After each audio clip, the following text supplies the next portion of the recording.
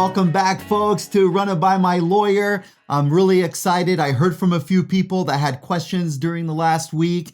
And, as always, like I like to say, my goal here is to empower you folks, kind of so that you could be able to get the experience of a lawyer like myself, 21 plus years. And we talk about current events, about politicians, about lawsuits. And you'll have the ability, when you listen to this, to understand the lawyer's perspective and how lawyers read these statutes and understand these lawsuits, so that when you're in a debate and everyone, we debate politics or law, you are empowered to fight back, all right? And even lawyers, us lawyers, we learn from each other. When I have a new case and whatnot, I run it by other lawyers. They do the same. So it's a very good forum for all of us to kind of learn from each other.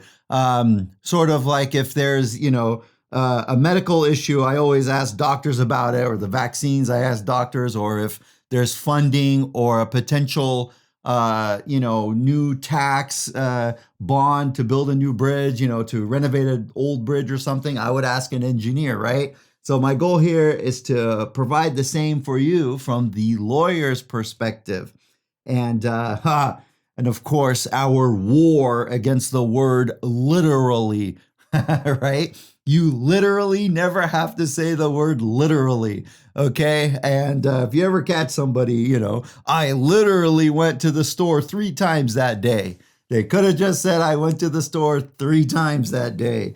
All right, so yes, today we're going to talk about AOC, full name Alexandria Ocasio-Cortez, all right? And the nickname of AOC.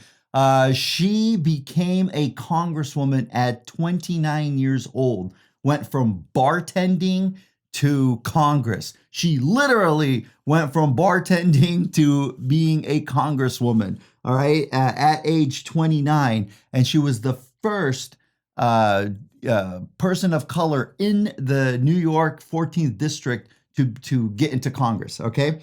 So we'll talk about how she did that. And before we do that, so run it by my lawyer. I've had a lot of people kind of run legal questions by me, right? And in this past week, I had one, and it was kind of a crazy story. So I had somebody that contacted me, and what happened was this. She has a son who's 16 years old, and he has a girlfriend that's 15 years old. And apparently they were having sex in the woman's house, right? His mom's house, okay? And according to his mom, something happened. The girl was complaining something hurt, and she called her dad. And this is not going to go well, okay? She calls her dad. Her dad comes, picks her up, takes her, and then filed a police report saying that they were having non-consensual sex. And then this is when she ended up calling me, she ran it by a lawyer, okay? She called me because then the police detective went to their house just to ask questions, find out what's going on. And she asked me, what do we do? Should we talk to the police detective? And I said, no, no. Do not talk to the police detective under any circumstances, because he has the right. Every criminal accused person has the right to not incriminate himself. And what police detectives do when they ask a lot of questions is certain information might come out, and information that may be true, may not be true, or he remembered something or didn't remember something. He gets nervous. Sometimes when you talk to a police detective, they kind of, let me see how I could say this diplomatically, right? They steer the conversation in certain ways, or they'll ask questions a certain way, and it could go bad, okay? And then, he has the right not to talk to him. And, he could accidentally incriminate himself. And, it could be the situation, for example, her dad files the complaint. She goes there, maybe she says a few things to the police. They get it from, then they talk to him. If he corroborates or if he gives them more information or just says something like, oh, I know I shouldn't have, or whatever, if he says something like that or whatever, right? It could be bad. He could always talk later if he wants. One of the few things that is like very certain is you don't want to talk until you talk to a lawyer, and then the lawyer and you agree that you'll talk to the police or that you'll testify in court or anything like that. It's always better to hold off. And so that's kind of one of the stories that stuck out in terms of what people ran by me. I figured that would be something I could share here. Of course, I'm not saying any names or whatnot. I like I said, with criminal defendants, you never want to talk. I had one case, the guy got busted for having a lot of drugs at the house. Okay, he had a lot of cocaine at his house. The thing was, though, he had 3 roommates in that house. So there's 4 people that lived in that house. And when he got busted, the police officer said, okay, well, when did you get all of that cocaine, or when did you get it, or how did you come across it, blah, blah, blah. And then he was telling him, oh, I bought it from this and this place.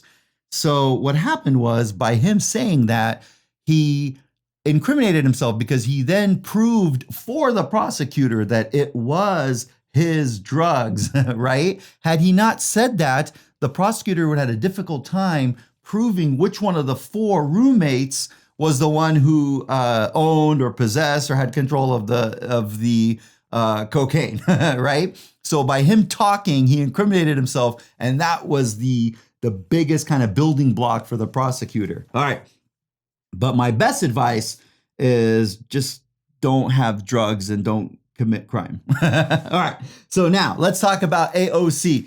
All right. With her, she has an amazing story, and it's very interesting. And then you'll see from her story kind of like why her politics are the way they are, and why a lot of people love her and a lot of people hate her. Okay, so we'll start with, so she is Puerto Rican. Her parents are Puerto Rican, which, oh man, I don't know. I know. Puerto Ricans, it's Americans, but they're Puerto Ricans, right? So when I talk to my friends that are Puerto Rican, it's like, they're American, but they're Puerto Rican. There's even within the United States, it's considered the United States, but it's not a state. Okay. It's what's called an unincorporated area. Okay. So they don't have senators, but they have people they can have a congressperson. They vote for federal elections. So they're, part of America, but it's not, a state. So it's like there's a stronger identification when someone's from Puerto Rico, I think, than if they say, yeah, my parents are, Ohioan or, Minnesotian. What is that? Is it Minnesotian? All right, you see what I'm saying? But anyway, so her parents are Puerto Rican. Her dad died while she was in high school, sadly. But, speaking of high school, so get this, before she went into politics, in high school, she was, edging toward becoming, majoring in biology and some sort of medical field, right? And even in high school, she was into science, biology. Get this, this is something when I was researching more of her story and what was going on, I didn't know. She won this scientific prize, from doing the scientific studies. It was something with microbiology, and MIT, was so impressed. The MIT that names the asteroids and planets and all of this. They named an asteroid after AOC. All right. And this was in high school. She was in high school. This is before she went into Congress. I just never knew. There's an asteroid out there. The official name is 23238 Ocasio-Cortez. So there's an asteroid that is named after her because she did so good in science in high school. And speaking of high school, she graduated in the year 2007. Okay. She's very young, right? She was born in 1989. And the reason why I'm going over that is she's not even eligible to run for president right now because she's not 35 years old. It just so happens that she turns 35 in October of 2024, which would be the month before the election in 2024. So she can run for president in 2024 because she turns 35 it's actually less than a month from the election in 2024. So if she runs, it'll be because she had just turned 35. As many of my friends say, they have a minimum age to run for president. They should have a maximum age to run for president. The United States Constitution only has a minimum age, and that minimum age is 35. I think because back then, I don't think people lived as long as Joe Biden did, right? Oh, by the way, so Joe Biden, I have some jokes. Joe Biden is so old that he ordered an advanced copy of the Old Testament. All right? Joe Biden is so old that in history class, they just used to talk about what he did. All right, let me see what other old jokes. Joe Biden is so old. Joe Biden is so old that if you ask him to act his age, he might die. All right. Okay, so now we go back to AOC. So a couple of tidbits. In college, she majored in biology, then she changed it to economics and international relations. She interned at one point while she was in college. She went to Boston University for Ted Kennedy. Okay, and she was the only Spanish speaker in Ted Kennedy's total office, and everywhere in the Ted Kennedy, all of his staffers and whatnot. She was the only one that spoke Spanish. So she says that she got a lot of talk to people that Spanish speakers in that district in the state of Massachusetts. And that she learned a lot about the plight of Spanish-speaking people and Latinos while she interned for Ted Kennedy while she was in college. And then in 2016, she worked for the Bernie Sanders campaign. All right, great. Thank you very much. Now let's talk about how she did it and what happened for someone who's 29 years old, okay, with zero experience, kind of in the sense that, it was her first job, I shouldn't say zero experience. Like if you count the internship and a little bit of campaigning for Bernie Sanders, I don't know, maybe that counts a little, right? So other than that, no kind of political governmental experience, right? So how did she do it? And this, as I said, literally she was bartending when she became a congresswoman or when she was elected. In her district, okay, it's the 14th district of New York, and that is part of the Bronx, like the east part of the Bronx, and some parts of Queens. So that's the constituents. That's the 14th district. And what happened was this: the person she ran against was Joe Crowley. He was the Congress representative for the 14th district since 2004. And then fast forward when she ran in 2018, so he was there for 14 years, and he basically went unopposed. Nobody opposed him. He just won every time he kept getting reelected. So he was the incumbent. And even when she ran, get this, even when she ran, then Governor Cuomo, then Mayor Bill de Balsio, and every kind of big shot politician in New York endorsed Joe Crowley, okay, over AOC. So when she ran, she had no endorsements, and then she had no money, okay? And then she also made it a point not to get money from any corporations, okay? So she made it a point that she wouldn't get money from corporations. My theory is probably no corporations would have funded her anyway, right? But anyway, no, she said, I'm not going to get any corporate funding, while I run. So how the heck did she do it? She still won, and she still got into Congress, 29 years old, no money, no endorsements, and no corporate backing, none of that, right? The way she did it is basically It was very grassroots. I don't know. That's it's true. It's seriously. She literally She calling people.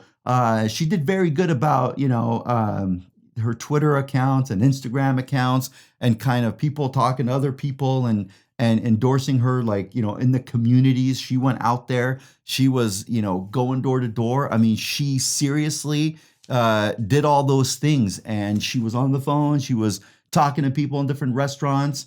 There was some associations that started backing her, and then their people, would start, promoting her to become the Congress representative of the 14th District of New York. And then in 2018, she won. All right. She did it against all those odds. In fact, most politicians in those think tanks and whatnot, they call it the biggest upset, like imaginable, is her beating the incumbent Joe Crowley with all that money. He had all this money from big corporations. He had the endorsements of the governor, of the mayor of New York, of everyone else. And somehow she ends up beating him in 2018. Okay. Now there's something else that happened. In addition to becoming, the Congresswoman of the 14th District, she then becomes basically one of the most popular and known Congress members, right? Right when she won, okay? There are 435 congressional representatives, 435, okay? And she's one of the most popular ones, and she did it, the first month she got in there. So how did it happen? This is what I want to talk about here. There's a few things she did. Is one, and let me make sure I say this correctly. She's very vocal, and she's a part of what's called the The American Democrats and Socialists, or the American Democratic Socialist. Okay. So she calls herself, a socialist, right? And is that a bad word? Is that a good word? It's up to you to decide, right? And she was very vocal about it. And then she was also very vocal about some of the changes that she wants to make in the United States, right? And then, as my conservative friends say, as my brother and dad and conservative friends would say, they'll say, well, of course, Joe Samo, everyone loves AOC because she just wants to give everybody money. Right? She just wants to give everyone money. Of course, everyone's going to love her. All right. Let's see. I don't know if that part is absolutely true. She does have a following of, like over 12 million people in Twitter and over 9 million people in Instagram. She has such a big following that there was a lawsuit against her. What happened was there was a few critics that she had on her Twitter account, and she blocked them. All right.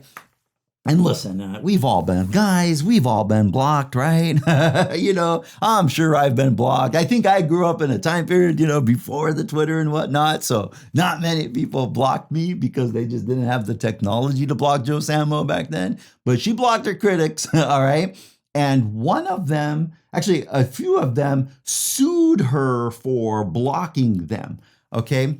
And this is one of the things I want to talk about. This is actually new law. And what the law is this: for if a government official has a Twitter or Instagram account, and if they use that for kind of their, any sort of like office reasons, any political reasons or campaigning or any sort of, tweeting out something about their office or something about, I want to change this tax rule or whatnot. There's new federal law that came out that says once government officials start doing that, then their Twitter account or Instagram account and whatnot becomes a public forum. All right. And what that means, the public forum, the principle behind the public forum is that it's like a public park, or, kind of like a government, like a public, like I said, like a public park, or, a public area or something. So in a public area where there's no schools or no streets that are running through it and whatnot. You have a lot of free speech rights in a public forum.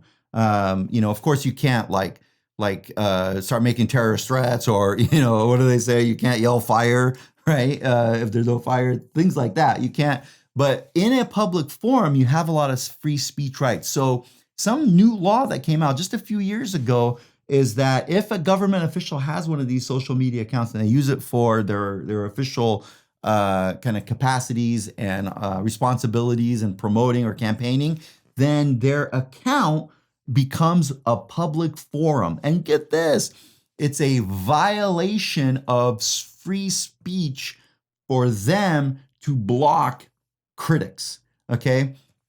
It's against the Constitution, all right? I know. The framers didn't have a Twitter account, all right? So the United States Supreme Court, through jurisprudence, and it says, okay, we know that they didn't have a Twitter account, in the 1700s, but they did want free speech, and they wanted free speech in public forums. So based on technology, we're going to consider this Twitter account a public forum, and then so people can't be blocked. Also, President Trump got sued over the same thing.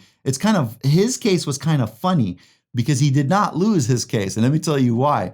What happened in his case was he got sued because he was also blocking people on Twitter. And then a federal court ruled that he can't do that. Okay. And so what did he do? He appealed. All right. And then another federal court said he can't do that. What did he do? He appealed, and it went to the United States Supreme Court. And while it was sitting there, I always love to say, while it was sitting on the United States Supreme Court's desks, okay, Twitter kicked him off, right? Twitter kicked him off. So then the United States Supreme Court said, now we'll take this case and we're going to consider this case moot. All right. Moot means who cares right now? All right. Because he doesn't have Twitter anymore. He got kicked off Twitter. So it doesn't really matter who he blocked. So then they reversed the decision and dismissed the case. So technically, okay, President Trump did not lose that case. It's kind of funny, right? It was illegal for him to block critics on Twitter, okay? However, it's not illegal for Twitter to block him, all right? So this is interesting free speech. And a lot of people said, well, there's no free speech if he's getting kicked off Twitter and he's getting kicked off of these big social media, because there's only so many of them, right? That it's not fair that he would be kicked off. Where's the free speech? And the answer to that, based on United States Supreme Court decisions, is that if it's a private entity, they can block and kick people off, okay? Because it's their free speech right.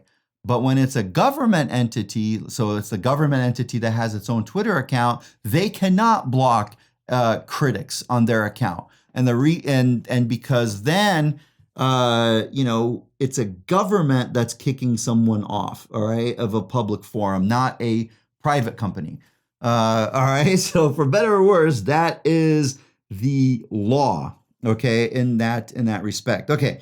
Now I want to get to AOC, and from the legal perspective, let's look at some of the things that she's advocating.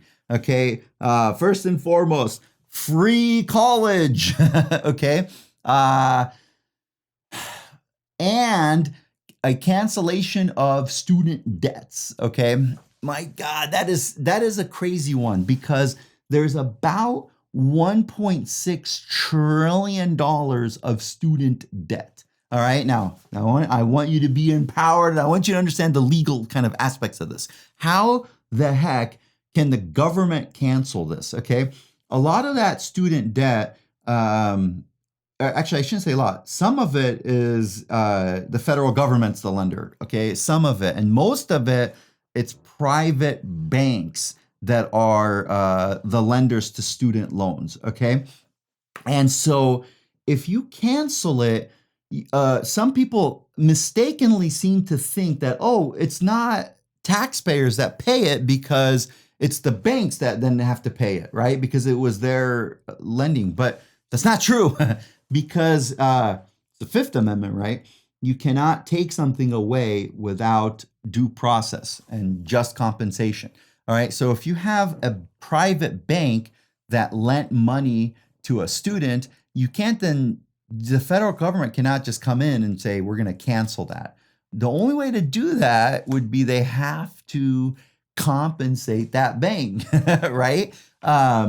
It just wouldn't work. It would be, I don't think a court would allow the federal government to just come in.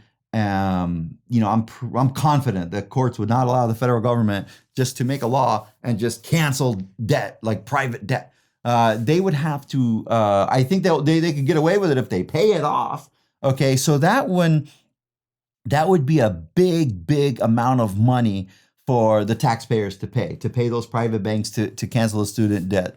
And I swear, I think the people most against cancellation of student loans are the people that paid back the student loans. That's kind of my joke. I think a lot of people will be like, wait a minute, I paid off my student loans. Why does this people get it taken off? All right. And then again, my conservative friends, I could hear you. Of course, everyone's going to vote for her because she's promising free everything, right? I think that, that's one of her goals. I think, like I said, the lawyer's aspect is it's okay as long as the money is there to pay off the private lenders. All right. Let's see. What other policies does she have? Okay, here's a tricky one. In terms of income tax, she wants to raise the federal income tax rate for people making more than $10 million to the rate of 70%. All right. Okay, I want to give you the my legal theory about this. Okay. I think that would make close to a 0% difference, even if that passed. Okay. Here's why. Because people that make that much money, in terms of the income tax, they don't make that much money. All right. Let me explain what I mean. So for the people that make over $10 million a year, they cushion their compensation so that they don't make that money. All right, even though they make that money. Okay, here it is. Here's the little lawyerly. This is how they get away with it. So if they work for some big executive, works for some big company, then he says, "Oh man, my salary is only a meager $250,000 a year. That's all I make." And then the other things is that I got these stocks or stock options, right? And then what he does that year is maybe if he needs to, he'll sell some of those stock options. And then he gets his $250,000 salary. Then he gets $20 million from selling the stock options, right? So he only made $250,000. The other $20 million was just, he did great in the stock market, apparently. And so that is not income. It's not income. It's a capital gain. All right. And coincidentally, capital gains are charged at a way lower rate. All right. So that person, they didn't make $10 million. The other little trick, there's a lot of little tricks. They could have all these stocks and then they get a loan against their stock. Then it's like, hey, I got a $10 million loan or a $20 million loan against the stocks. That's not really income either because it's just a loan, right?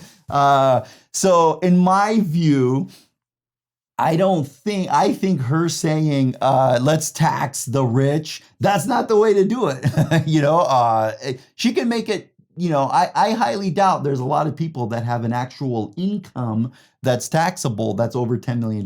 Even the billionaires probably don't have that, all right. So the next order of business that she wants to do, in terms of immigration law, she wants to abolish ICE as the kind of the immigration police sort of. I don't know what that would do. In the sense, from the legal aspect, it's basically what she's saying, in my view, from the lawyerly aspect, it's like she's not changing the law necessarily. She's just changing the enforcers of the law. Okay. So then, but clearly, right, if you change the enforcers of the law, you're basically changing the law, right? Like if I said something like, okay, you can't park on, Hamishaw Boulevard after 2 p.m., right? But then everyone knows there's no police ticket officers, right? Then at that point, it's like, F it, let's park here, right? So I don't know. I think her immigration policy is very, something like that, abolishing ICE, the so-called enforcers. I think her immigration policy she might as well just say, right? Hey, let's just let everybody in, right? Okay. Then she has another one, and this is one of the ways that I think she became very popular. Is what she calls the Green Deal, the Great Green Deal. And right when she got into office, she protested, like physically protested outside of Nancy Pelosi's office over the climate change issues. Okay. And then this Great New Deal, it's very strict. There's very strict measures that would be passed in terms of what manufacturers can do in the United States, and how they can what they have to build and how they have to build it. I won't bore you with all the details. But it also would have to change a lot of the current infrastructure and build new infrastructure that would be a lot more green. Okay. Like building bridges and offices and things like that use renewable energy, like solar energy and whatnot. That is very, very, very expensive, like trillions of dollars. And she said, from the legal way, she said, that's where she got let's just tax the rich, right? She even went to a Met Gala performance, or I don't know what it's called. I've never been invited, so I have no idea. A Met Gala party, soiree, I have no idea. But she had this dress, and it had in bright red, tax the rich. So she said that we can get this from looking and redoing our tax infrastructure. Again, from the legal aspect, I don't even think.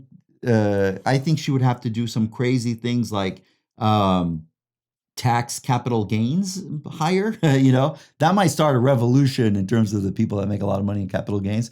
Or she'd have to do something else crazy, because the whole idea of let's just tax the income bracket higher over $10 million, I don't think that would make any money. All right. The other thing that she did, Amazon wanted to open up a headquarters in New York City, and she opposed it, saying that, well, why do we need to bring Amazon here? Basically, Amazon was looking for like very, very big tax breaks. And then if they got these huge tax breaks, then they would open up offices in New York. And she opposed it, saying, why do we have to give Amazon all this money to come here, right? And even if they bring jobs, or even if they do this, they're going to take a lot of the city's resources, and we're giving them a tax break when they're making billions and billions of dollars. I think that's a very popular thing to say, right? There was a lot of critics that said economically for New York that was a bad idea, because they would have created jobs, and that would have created that would create a lot of taxable revenue, because the people that would work there, they would get taxed high, right? But, so they said that the tax breaks would be offset by the extra money that Amazon would bring if they come to New York City. She opposed it. And ultimately, if I'm not mistaken, Amazon just ditched that whole idea. Her critics are so bad that they even, she has claimed that they have harassed her, like even fellow Congress representatives. This is something that's just, it's crazy. So there was one, she said that a fellow representative, Mr. Yoho, went up to her, as she was walking into the Capitol, like as she's walking into, Congress, and he just started yelling at her and and basically cussing her out, and things like that. And he like pointed his finger at her, and he said things that I don't want to repeat right now. And then there was a Paul Gosar. He made a video showing himself shooting and killing her, right? I mean, that's pretty crazy for a Congress representative to do. I would have probably said, listen, maybe, you could express your anger some other way, right? Where we go in the future, in my opinion, I think that if she, I think she's going to remain very popular. Yes, as my, very conservative friends would say, because she's handing out free money, as they would say. No, I think she's going to remain very popular. I do think that her policies of trying to raise money through taxes has to be reevaluated and restructured so that it would actually raise money that way. I'm just saying, if I was her lawyer, I would tell her that the policies don't work this way if you want to raise money. I'm not saying it's a good idea. It might be, it might not be. I'm just talking about just from the lawyer standpoint, she would have to do it a much different way. So it doesn't seem to me that she would be able to fund these things very well, like releasing all the student debt and paying $1.5 trillion and this great new deal is going to be another few $1 trillion. I don't see how legally she's going to be able to bring in that money. Okay. If she changes the policies around and then able to bring it, then it could be great, right? That is out of my expertise. I'm a lawyer here, so I'm giving you my lawyerly take, and I do that because I want you, if you are, debating or arguing or considering, voting for these things, or if you want to support AOC, you don't want to support her, I want you to know the kind of law behind it and how she got there and what she's trying to do and how she's trying to structure her policies. Most importantly, thank you for being here this week with me. And my goal, please, anything you have, just feel free to run it by me, run it by my lawyer. Give me a call. My number's right here, 619-672-1741. Leave a comment, ask a question, whatever you want to do. I love hearing from you folks, and I'll see you next week.